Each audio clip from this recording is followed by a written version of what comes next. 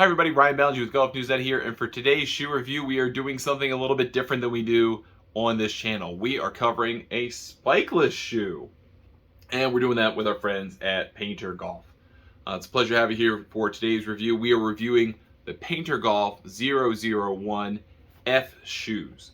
And you may have seen these around, you may have seen them in different campaigns on TV, you may have seen them in different review sites, and I was turned on to them last summer and spoke to the crew at Payntr, and then did a review or did a video for our green shoot series, or how it's made depending on when you viewed it.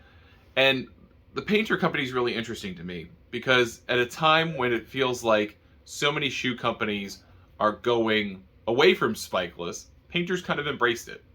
And Payntr said we can make a spikeless shoe that performs just as well as a spike shoe, is comfortable, is lightweight, allows you to use ground forces, and really is for a modern athlete. And I think that's an interesting argument.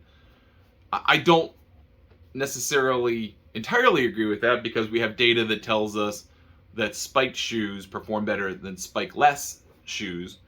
But if you look at the number of traction points on the shoe, and there are a lot, I think you kind of have to concede that at least they're trying to do something that is more amounting to a spiked shoe than something that's just around comfort. The intriguing thing about the shoe is it is really comfortable. It's a very comfortable, lightweight shoe. I mean, it is really lightweight. And I think about it in comparison, if you're trying to think of weight-wise, to the Adidas ZG21s, they're lightweight and spiked. Maybe more along the lines of Code Chaos, which was also really popular for Adidas. Lightweight and spikeless, but a lot of traction points, similar to this. Now, the different traction points on this, you kind of have three different kinds. I would say really two, but you got the arrow kind, different types of arrows, and you've got these nubs. And you've got them positioned throughout the outsole of the shoe to try to make it as vibrant as you can for the different types of shots you hit. The shoe's pretty stable. One thing I've learned in recent memory is that if you could do this really easily and twist a shoe, you got a bad shoe. You can't do that really easily with this. I can't really make this move that much. I can move the upper. It should move. It's not a stiff board. It needs to move with my feet. But I can't just twist it at will, which means this is a shoe with decent to very good stability. And I like that about it. You got extra stability in the back of the heel. It kind of comes back off the heel. I've seen that in a lot more shoes recently. That is absolutely important to stability. It's got a little bit of a wider base to it. Now, this is a medium model. They do make medium and wide models, which is a plus in my opinion. I have a wider foot and I fit into the medium really well. I'm pretty happy with it. This has got a microfiber upper, so it's not leather, not meant to be. It's not marketed as such. It is a laced model. The laces are very simple to use, obviously, but they're not, I wouldn't say like they're the highest quality of laces of all time, but they're also pretty lightweight at the same time. So they're easy to kind of fit into what type of fit that you want. I mean, you can get everything really easy. Pull it, there's a lot of string there. So you can get the fit that you want with it, even though I am more biased toward a BOA system or a disc style system than laces. We've got a kind of neoprene tongue here that sits really comfortably on the top of your foot, and it also covers a lot of the top of your foot. I think that's an interesting facet of this. A lot of the shoes these days are kind of connected with their tongue into the upper, on the inside of the upper, with some kind of stitching on the inside. And you see that here, but this is nice and wide. It stretches across your foot for a good quality fit. It's not just there to be there. It is actually an additive feature for the quality of the fit, and that works with the lace system, again, to deliver a good, tight fit. We've got energy returning foam that they have a different name for it, but I mean, there's all kinds of these different foams out there. It's a really comfortable shoe. It took maybe 2 wears to really kind of break them in, but they are very comfortable. I will say that the toe box is maybe not quite as elongated as I might have expected. your mileage is going to vary. Everybody's foot is different. They offer sizes of 8 to 14, so there's going to be bound to be something that fits you. But they have all the different kind of comfort features that you would expect for a shoe. They also, in addition to these traction pieces, have basically a kind of hardened piece as part of the midfoot that you can kind of see a little bit of it here. But a hardened piece that allows you to use ground forces a little bit better.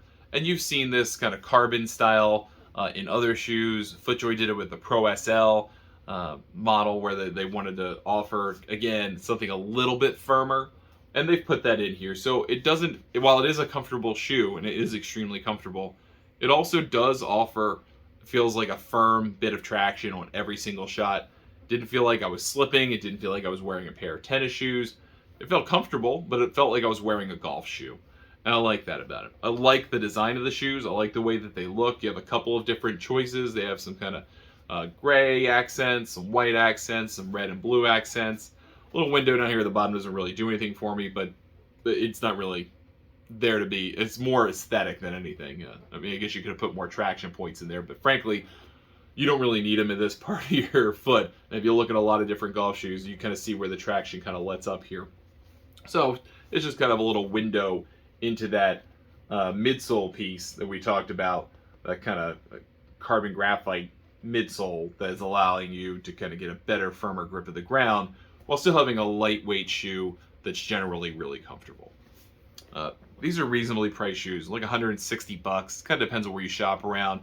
They have 2 other models out there right now, the 002, 003, different choices, different looks for those, but same concepts at play here. Again, I think if you're looking for something that's comfortable, that's still going to perform well, you've got a lot more options out there than you used to have, truly.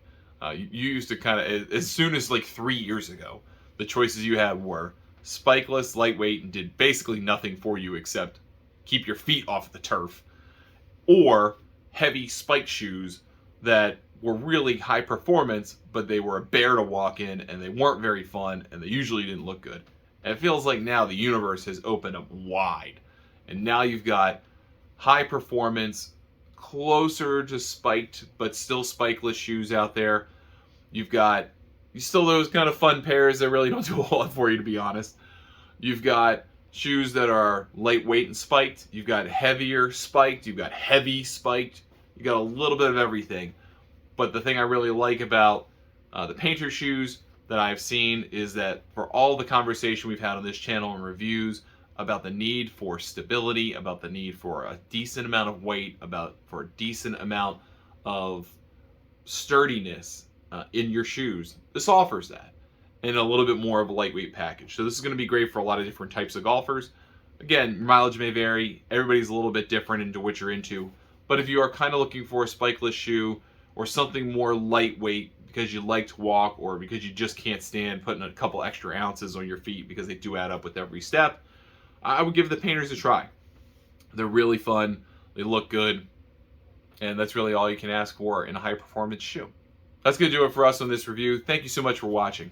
Let us know in the comments if you've already tried Payntr Golf shoes, what you might think of them, and what you're looking for in a golf shoe yourself. I'm Ryan Ballengee saying thank you for watching. We will see you next time.